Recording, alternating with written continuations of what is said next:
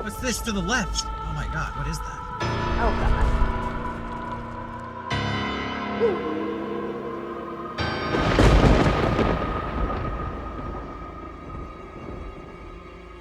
So why are we doing this?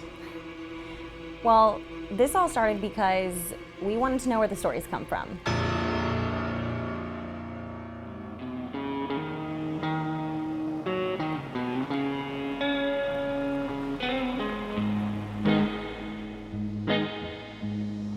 We're on our way to Proctor Valley Road, where people claim to have seen all sorts of spooky sightings. To help us sort through what's real and what's not, we caught up with two paranormal researchers. One grew up here in San Diego.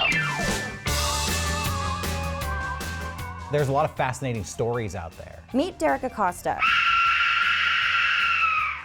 and Johnny Weiss. We realized we had a shared love for cryptids and the paranormal. They're also hosts of a popular podcast. I think we've talked about every cryptid ever. Even if the monsters and the ghosts and the paranormal aspect isn't necessarily real, the people are real. So Make a Strange is a podcast that focuses on those stories and anything strange.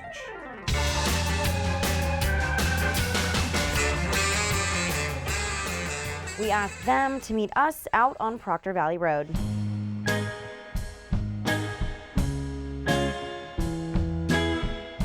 Here we are at top of Proctor Valley Road. Give me what we know so far. So when we go down there, it's gonna be a tiny road. There's not gonna be any lights, it's gonna be pitch black, and they say that there are ghosts, or some people say ghouls, they don't know what they are. I don't know how I got picked for this assignment. Can we make it sound scarier? So Proctor Valley Road is essentially a dirt path about 5 miles long. It connects East Lake and Hamul. The legends date back decades. This sign marks the entrance to the road. It's a natural resource area, which sounds really nice. It wasn't. Yeah, and I believe there's a lake nearby. Some graffiti here. I guess the monster was out here tagging his territory. Are you guys spooked yet? Well, I thought I just heard like some sort of cry faintly off in the distance. We did see some lights down the road, so maybe those are the phantom lights. So according to Johnny and Derek, two of the most popular Proctor Valley urban legends include the Proctor Valley Monster, we'll get to him in a second, and also the haunted or phantom headlights, which according to the legend will run you off the road. You guys see that? Who would be out here at night? Who's out here and what are they doing? At this point, I'm a little spooked. Let's go with spooky level 3.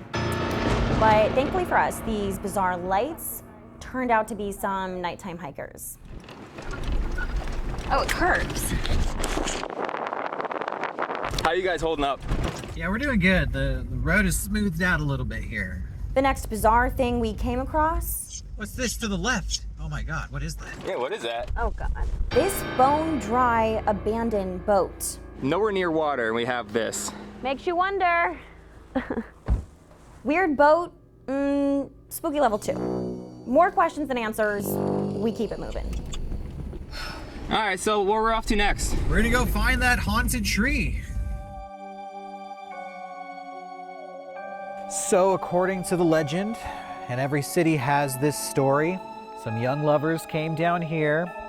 Maybe the car broke down, maybe it ran out of gas. We don't really know the details, but for whatever reason, the boyfriend stepped out of the car and vanished. And when she finally got out of the car, she found her missing boyfriend suspended from the branches of this tree. Okay, hold up, hang on. This is the part of the night where we decide we should probably do some fact checking, so we reached out to a history expert at a South Bay museum.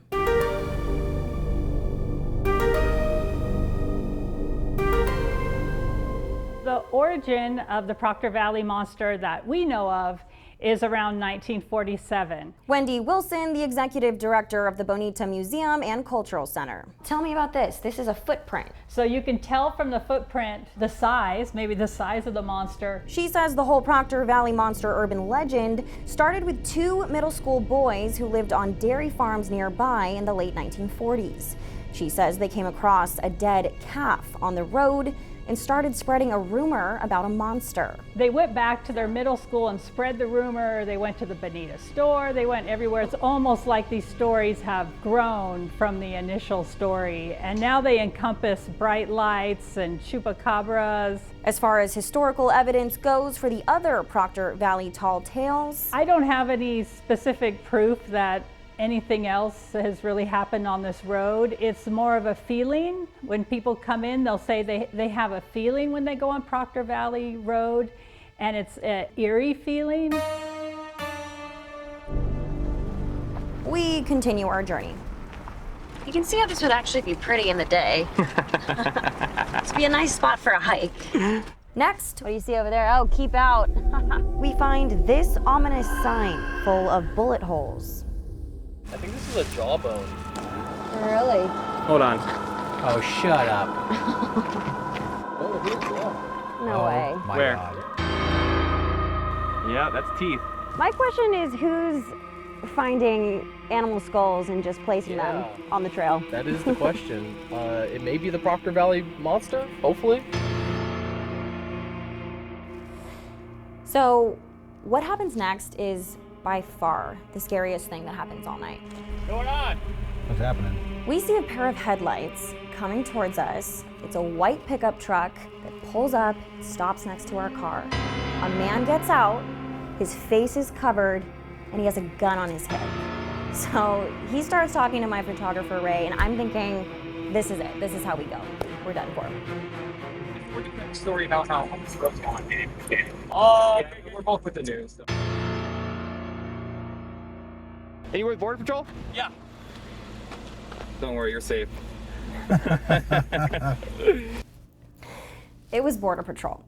So between that, the bones, and the bullet holes, spooky level 10. I have decided I've had enough Proctor Valley Road for the night.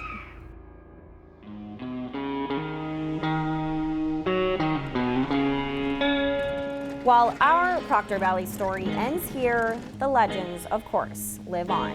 You know, in my opinion, I think that there are certain places all over the world that have a vibe or an energy to them. This is not something I would ever do. I do think that there's like a common shared experience that people have where they can look at one another and agree like, this is spooky, right? And so maybe that's what it's all about. The shared experience of being spooked. I think we could convince ourselves that there's nothing creepy going on in these places, but it's more fun to leave the door open of maybe it's true. With photojournalist Ray Higgins, Madison Weil, ABC 10 News.